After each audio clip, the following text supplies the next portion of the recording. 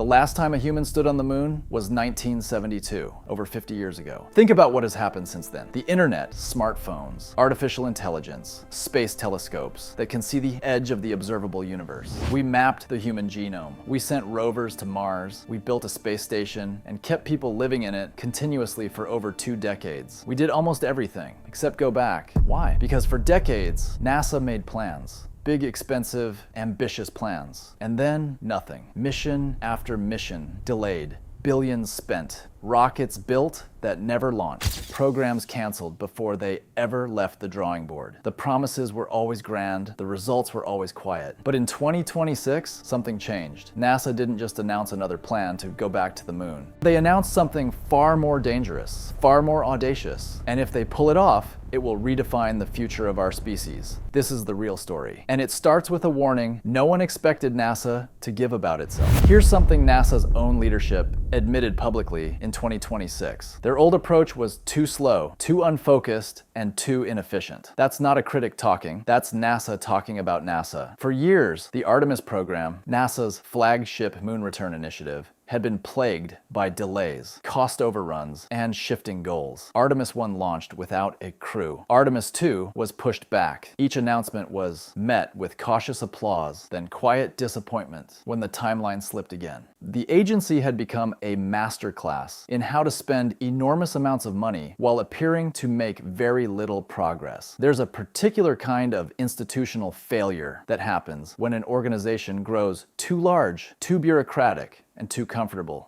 Decisions get made by committee. Risk gets avoided at all costs. Timelines stretch because no one wants to be the person who launched too early. And slowly, almost invisibly, an organization built to push the boundaries of human knowledge starts spending most of its energy defending the boundaries of its own budget. That's what happened to NASA. And by 2026, the new leadership didn't just acknowledge it, they built an entirely new strategy around fixing it. But there's another reason NASA changed course, and it has nothing to do with internal reform. China's space program has been moving at a pace that has genuinely alarmed American space officials. They are not just planning missions, they are building infrastructure, training crews, developing lunar landers, signing agreements with other nations to jointly use lunar resources. And their timeline for a crewed moon landing has been compressing every single year. Here's what makes this more than a race for national pride. The moon contains resources that could fundamentally reshape the economics of space travel. Water ice locked in permanently shadowed craters near the poles can be split into hydrogen and oxygen, rocket fuel. Helium-3 embedded in the lunar soil by billions of years of solar wind is a potential fuel source for fusion energy, rare minerals, strategic positioning. And whoever gets there first, whoever establishes a permanent working presence, will have a strategic and economic advantage that could shape geopolitics for the next century. That's the problem NASA walked into 2026 trying to solve. Not just how do we get to the moon, but how do we get there before it's too late, and how do we stay? So what exactly changed? Let's break it down because the details matter. Under the restructured Artemis program, NASA took an honest look at what had been promised and what was actually achievable. And they made a decision that sounds boring on paper, but is actually brilliant in practice. They chose reality over ambition. Artemis 3, which was originally planned as the first crewed moon landing, has been redesigned. Instead of risking a landing with systems that hadn't been fully validated,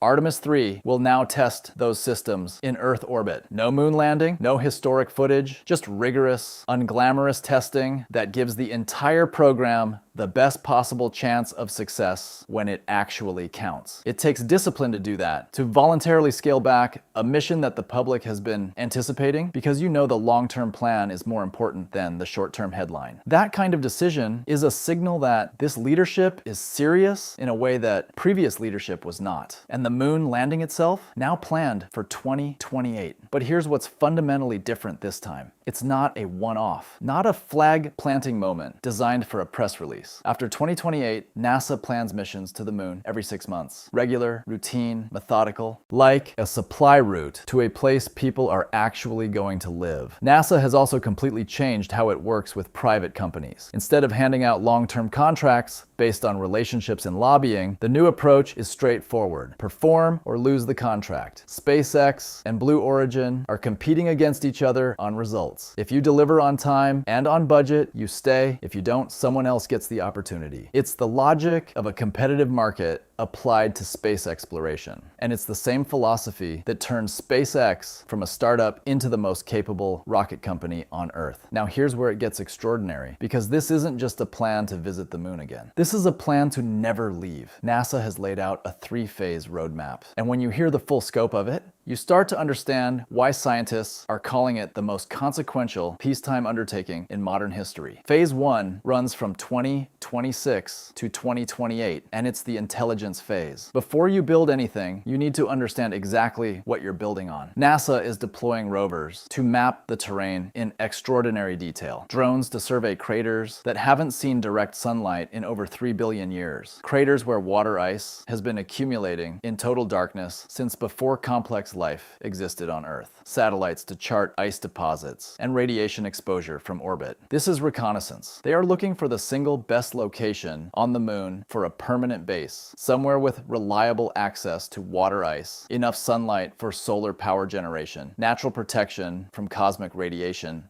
and stable ground for construction. It's the kind of patient, methodical preparation that the Apollo program never had the luxury to do, because Apollo was a race to plant a flag, not a strategy to build a civilization. Phase 2 begins in 2029 and runs through 2032, and this is when the moon starts to look like a construction site. Power systems go up first, because nothing else is possible without energy. Then excavation equipment arrives, designed to move the fine, ancient dust that covers the lunar surface, dust that will eventually be transformed into building material. Mobile, pressurized habitats are deployed next. Protective structures that can shelter crews from the vacuum and radiation of space, while the permanent infrastructure is assembled around them. This is the phase that nobody makes documentaries about. Nobody writes songs about pouring the foundation, but infrastructure is everything. It's what separates an expedition from a settlement. It's the difference between visiting a place and belonging to it. Phase 3 starts in 2033, and it doesn't have an end date, because the plan is for it to never end. A permanent crewed lunar base with rotating teams, resource extraction systems, turning water ice into drinking water and rocket propellant. Construction using materials sourced directly from the moon, dramatically reducing the cost and complexity of resupply from Earth. And from that base, a staging point for missions deeper into the solar system, to asteroids, to Mars, and eventually to destinations we haven't named yet. The moon stops being a destination. It becomes a place people live, a place people work, a place people call, in whatever sense the word can stretch to fit, home. But let's step back for a moment, because underneath the timelines and the budgets and the geopolitical competition, there's a question that doesn't get asked often enough. Why does any of this matter? We have robots. We have artificial intelligence. We have remote-controlled rovers that can conduct science on other worlds without risking a single human life. So why spend hundreds of billions of dollars? Why take on risks that could cost lives to put people on the moon permanently? The practical answer is that humans can respond to unexpected situations in real time in ways no robot currently can. They can make decisions, improvise repairs, notice things that sensors miss, and adapt to conditions that no one anticipated. A rover that gets stuck in loose regolith is a failed mission worth $500 million.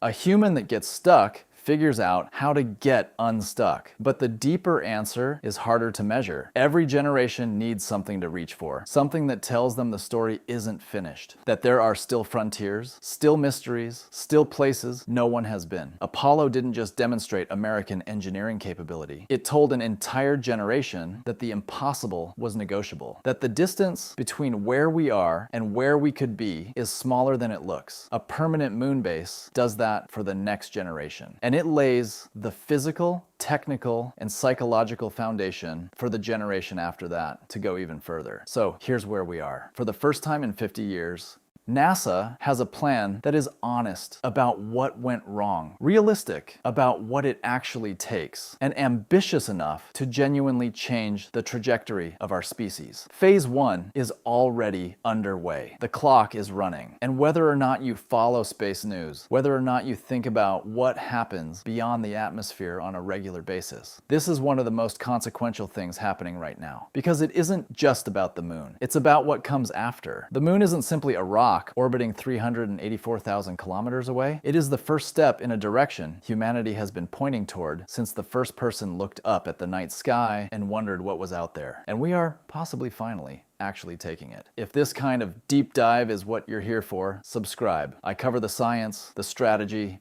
and the mysteries that mainstream coverage tends to skip over. And I genuinely want to know what you think. Is a permanent moon base realistic, or is this another set of deadlines that will quietly slip by another decade? Leave your honest take in the comments. I read every single one, and if you want to understand why NASA is specifically targeting the moon's south pole and what's actually hiding inside those permanently shadowed craters, that video is right here. It connects directly to everything we just covered, and I think it'll genuinely surprise you.